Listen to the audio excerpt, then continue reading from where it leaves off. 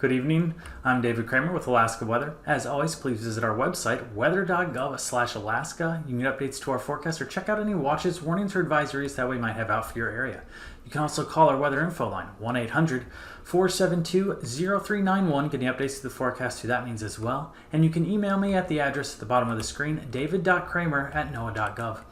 Starting off, we will take a look at the flood watches that we do have out. These are the only watches, warnings, and advisories that we have out for the state right now. But please check our website. Again, that's weather.gov/Alaska to see if there are any new watches, warnings, or advisories coming out for your area. Right now, for the Matanuska and Susitna valleys, we do have flood watches out for those locations. These are specifically for rivers and streams that drain off of the Talkeetna Mountains, to include Willow Creek and the Little Susitna River. And these are, we've already seen over 1 inch of precipitation in the Talkeetna Mountains, and we're expecting an additional 1 to 2 inches.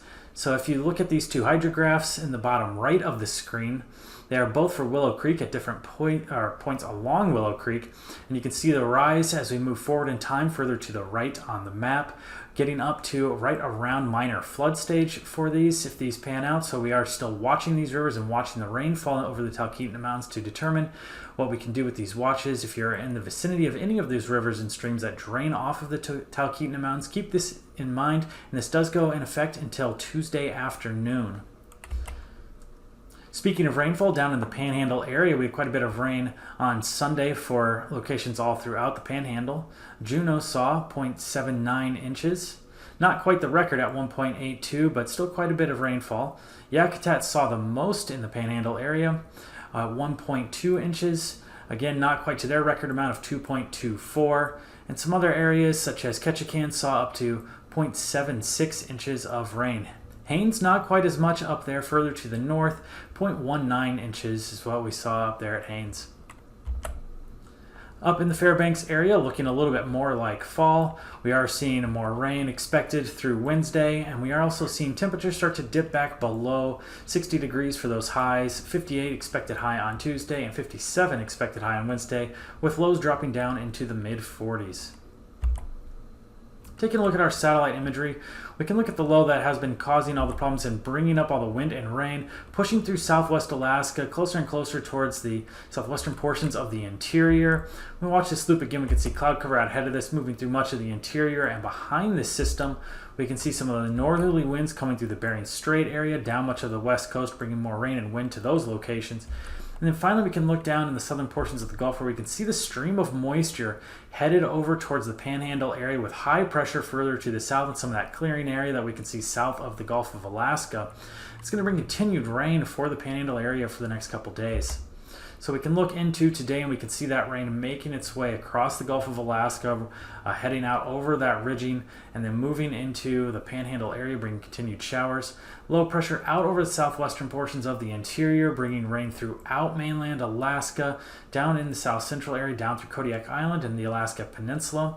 And we will see the potential for some afternoon and evening thunderstorms today in the central and eastern portions of the interior. Showers as we get closer towards the Brooks Range, and then a mixture of rain and fog along the Arctic coastline and down the west coast through the St. Lawrence Island area.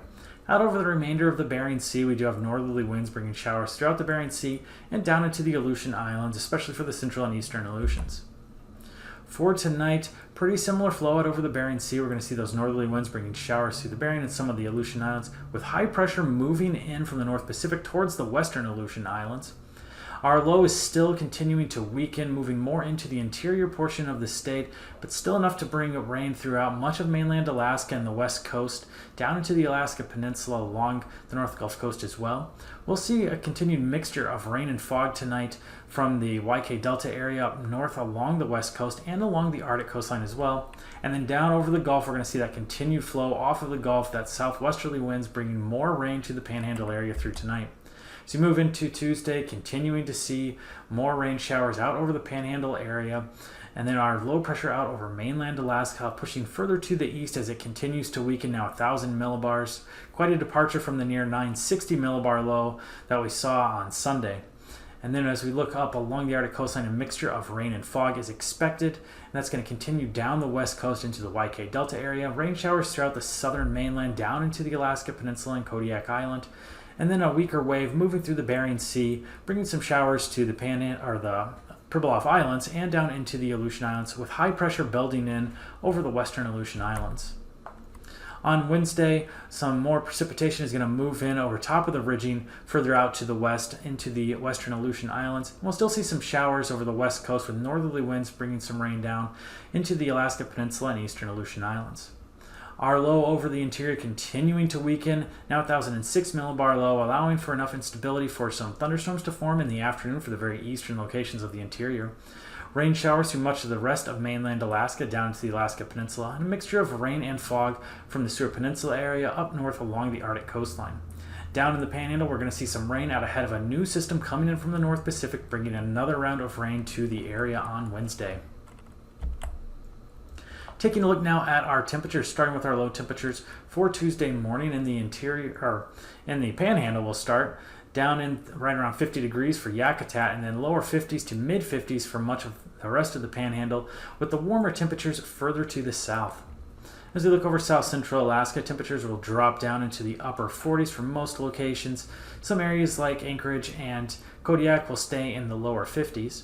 Then as we move into the interior, mid 40s for most locations, extending out to the western areas and down into southwest Alaska as well. We'll start to get a little bit warmer by the Bristol Bay area, dropping down to right around 50 degrees.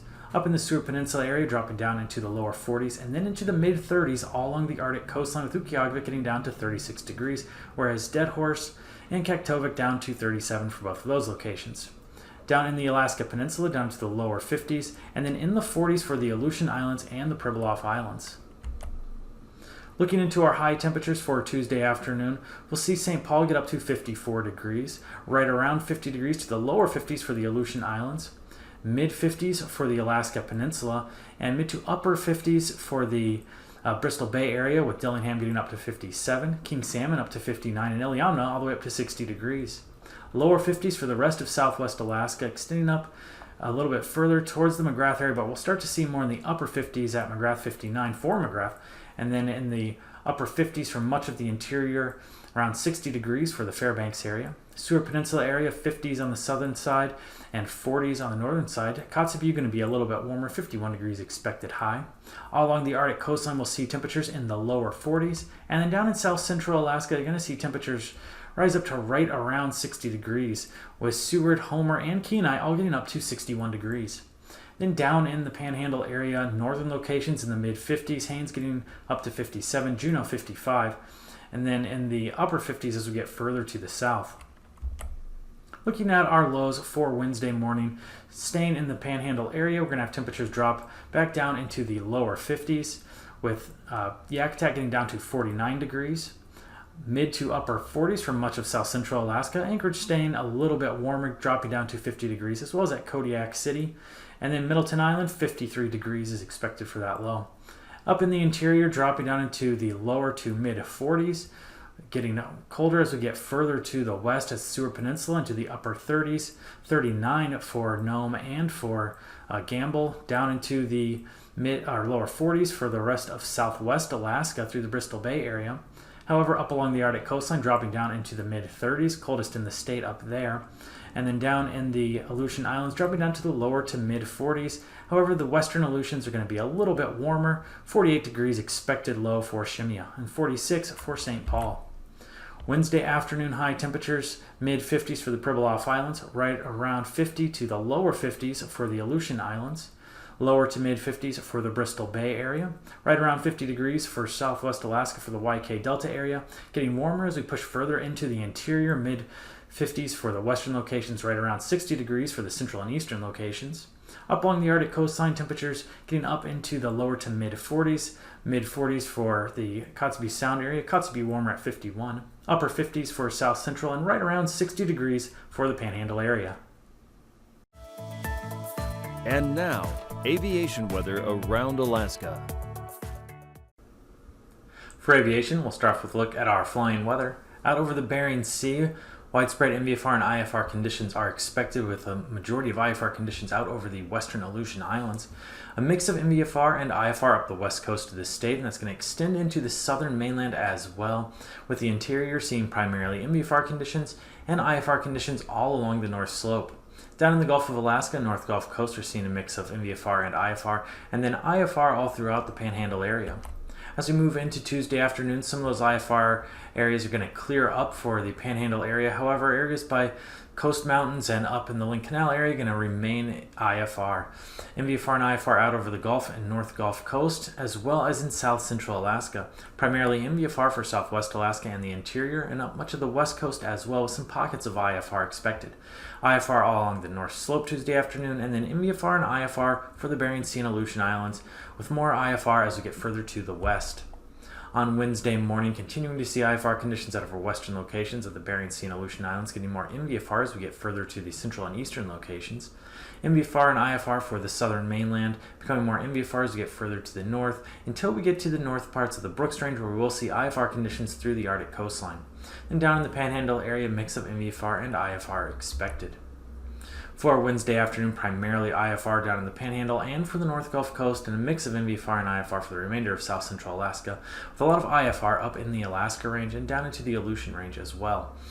For much of the interior and down into Southwest Alaska, expecting to see MVFR conditions, as well as much of the West Coast, till we get on the north side of the Seward Peninsula, where we'll see some more IFR conditions. Then IFR all along the Arctic coastline. Down in the Bering Sea and Aleutian Islands, MVFR in eastern locations, IFR as we get further to the west, and for the majority of the Aleutians. For our passes starting up north in the Brooks Range and AKwx should be MVFR throughout the day, with IFR conditions along the north slope. Adigan will be very similar, with MVFR conditions expected through the pass and IFR conditions along the north slope. For the Alaska Range, Lake Clark and Merrill should be IFR throughout the day on Tuesday, as well as at Rainy Pass. Windy Pass also expected to be IFR throughout the day Tuesday. Isabel Pass should be MVFR throughout the day Tuesday, and Mentasta will start off VFR and then drop down to MVFR in the afternoon. For Tenita Pass, expecting IFR conditions to linger throughout the day today, on Tuesday rather, and Portage IFR conditions expected for the day on Tuesday. Chilkoot and White should both be IFR throughout the day Tuesday.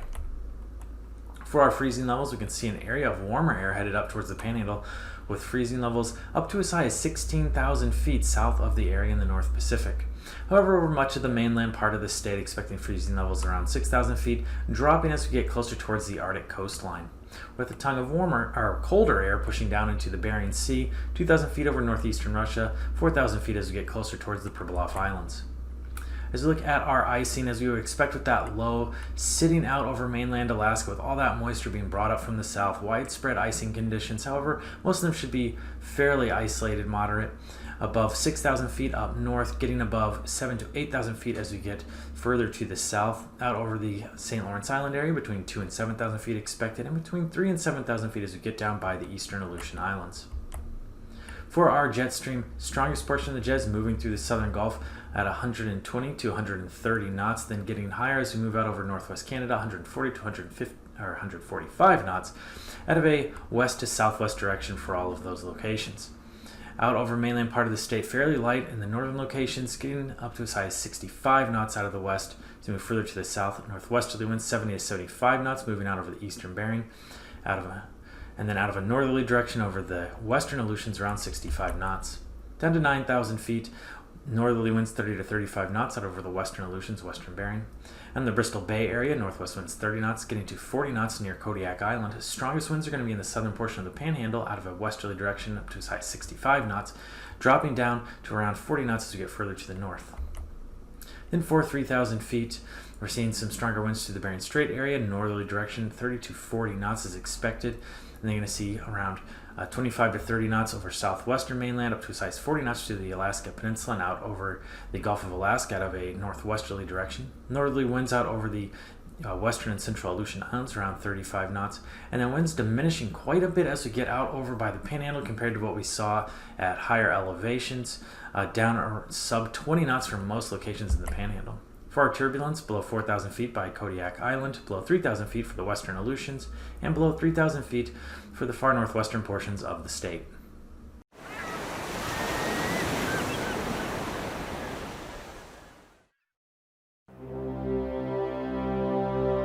On March 11, 2011, a 9.0 magnitude earthquake off the Pacific coast of Japan generated a tsunami. This series of ocean waves sped towards the island nation, with waves reaching 24 feet high. The result was devastation and utter destruction.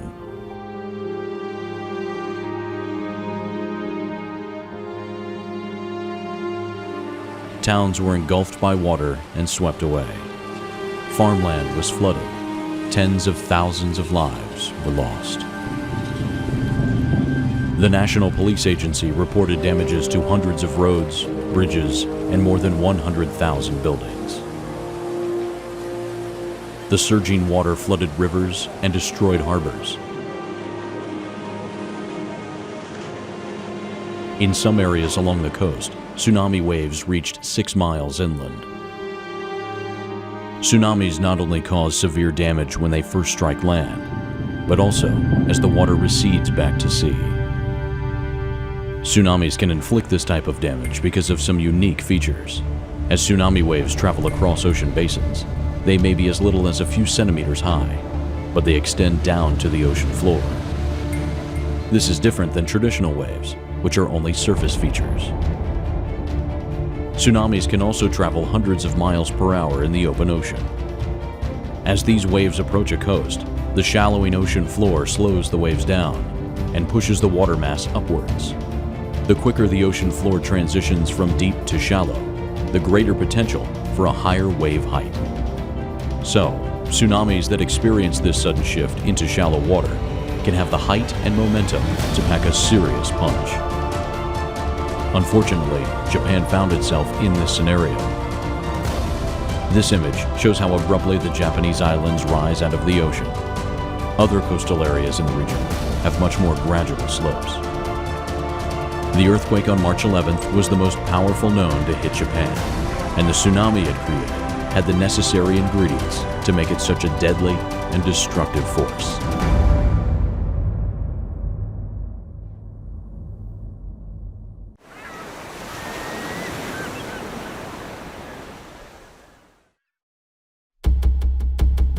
"80 miles east of Japan, a 9.0 magnitude earthquake rocks the ocean floor.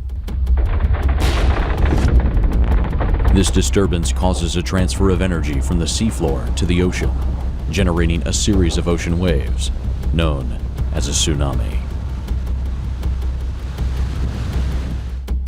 In about 20 minutes, waves strike the Japanese coastline.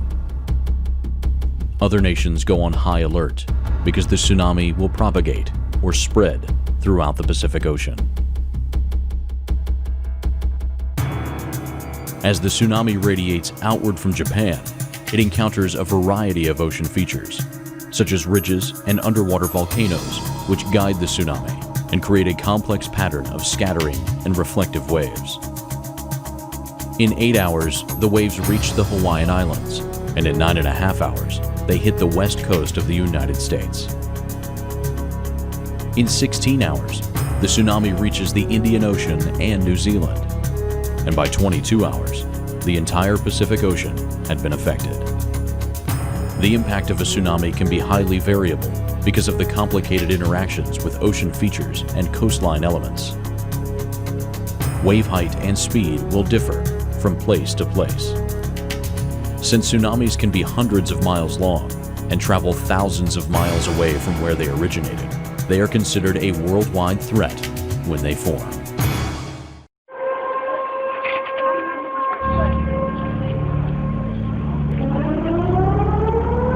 These are the sounds of a tsunami warning. They alert residents that a killer wave is about to strike. These sirens, however, are just a small part of the sophisticated warning systems that played a role in Japan and in the US during the Pacific Ocean tsunami in March 2011. Most tsunamis are generated by an undersea earthquake. Fortunately, Japan has one of the most advanced earthquake early warning systems in the world. It detects tremors, calculates the epicenter, and sends out warnings from over 1,000 seismographs scattered throughout the country. The Japan Meteorological Agency issues the warnings and sends alerts to television and radio channels, the internet, and mobile phone networks. When the earthquake struck 80 miles offshore, warnings were generated in about 3 seconds. The tsunami warnings came 3 minutes later. These take longer because more complex calculations are involved and must factor in ocean data. Since the first tsunami wave struck the coastline within 20 minutes, the advanced warning provided some residents with crucial minutes to reach a safe area. While the earthquake sent powerful tsunami waves westward toward Japan, the tsunami also propagated east into the Pacific Ocean.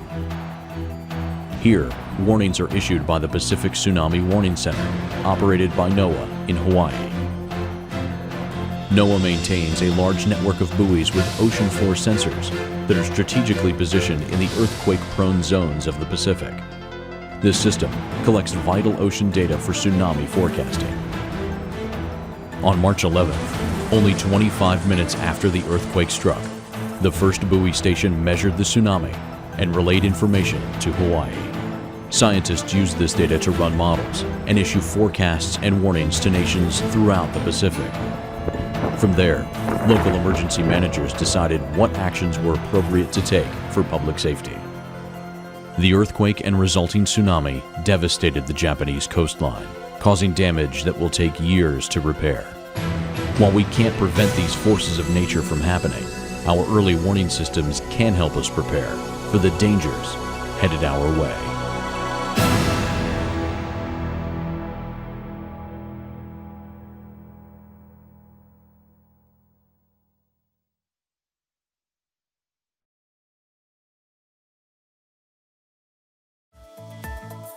And now, marine weather around Alaska. Welcome back to the marine section. We'll start off with a quick look at our ice edge. Not a lot of change from yesterday. We see the navigational waters up along the Arctic coast continue to be sea ice free and are expected to remain that way through much of, if not all of, September.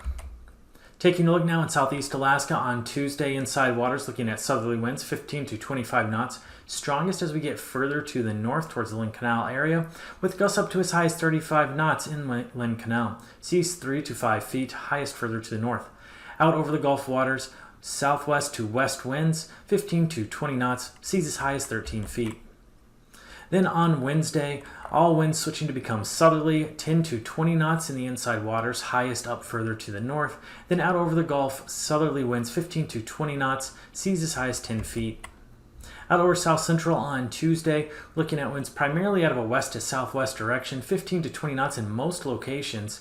A little bit stronger east of the Barren Islands, where we'll see winds up to 25 knots, and then seas out over the Gulf 11 to 12 feet, and in Cook Inlet area 4 to 6 feet. On Wednesday, flow out over the Gulf waters, west becoming southerly as we get further to the north, 15 to 20 knots. Southeasterly winds 15 knots in Prince William Sound. Southerly winds in Cook Inlet 10 to 15 knots with seas as high as 4 feet. And then west of the Barren Islands, westerly winds 20 knots are expected. On Tuesday for the Alaska Peninsula and Kodiak Island areas, westerly flow 20 to 25 knots most locations. A little stronger to the east of Kodiak Island, where we'll see 30 knots there. Seas 11 to 14 feet on the Pacific side, 7 to 8 feet on the Bering side. On Wednesday, flow remaining somewhat out of a westerly direction, 15 to 20 knots is expected at all locations. Seas 6 feet on the Pacific side, 4 to 5 feet on the Bering side. Then on Tuesday for the Aleutian Islands, westerly winds everywhere, 15 knots to the east, 20 knots as we get further to the west. Seas as high as 8 feet and on the Bering side of the Central Aleutians, and on the Pacific side south of the Eastern Aleutians. On Wednesday, flow starting to rotate around high pressure, leaving southwesterly winds 20 knots for the Western Aleutians, and then northwesterly winds 20 knots for the Eastern Aleutians, with westerly winds 15 to 20 knots in between. Up along the west coast of the state, northwesterly winds 20 to 25 knots. Out by St. Matthew Island, northwesterly winds 15 knots, and westerly winds 15 knots for the Pribilof Islands. Seas 5 to 8 feet, highest by St. Lawrence Island. For Wednesday, staying on the west coast of the state, northwesterly winds 15 to 20 knots, becoming a little bit more westerly in Norton Sound area. Seas 4 to 5 feet. Along the Arctic coastline for Tuesday, northeasterly winds 20 knots. Down the west coast of the state, becoming more northerly, 25 to 30 knots expected there. Seas as high as 8 feet through the Bering Strait area. On Wednesday, easterly winds 15 to 20 knots out of the Beaufort Sea, becoming northeasterly 20 to 25 knots along the northwest coast, and then northwesterly 20 to 25 knots as we get closer towards the Seward Peninsula. Quick recap of weather for tonight. We have low pressure out over the western portions of the interior. Our low is continuing to weaken, but still bringing rain throughout all of mainland Alaska, with some areas of rain and fog along the Arctic coastline and down the west coast to the YK Delta area. Showers out over the Bering Sea and the northerly flow coming into the Aleutian Islands as well and the Alaska Peninsula. Out over the Gulf of Alaska, we have a stream of moisture bringing in more rain to the Panhandle area. It's going to continue through tonight. And we also have high pressure building in out west, moving in towards the western Aleutian Islands. As we look into Tuesday, we're going to continue to see the high pressure out over the western Aleutian Islands, resulting in northwesterly winds and a weaker wave moving through the Bering Sea, bringing showers through the Pribilof Islands and to the central and eastern Aleutians, as well as the Alaska Peninsula. Our low out over the interior continuing to weaken and slowly push to the east. We're going to see continued rain from the system throughout mainland Alaska, down through south central and Kodiak Island, then up along the west coast where we'll start to see a mix of rain and fog by the Norton Sound area, up the west coast, and over the Arctic coastline. Down in the Panhandle area, flow off of the Gulf of Alaska and going to continue to bring showers throughout the day on Tuesday.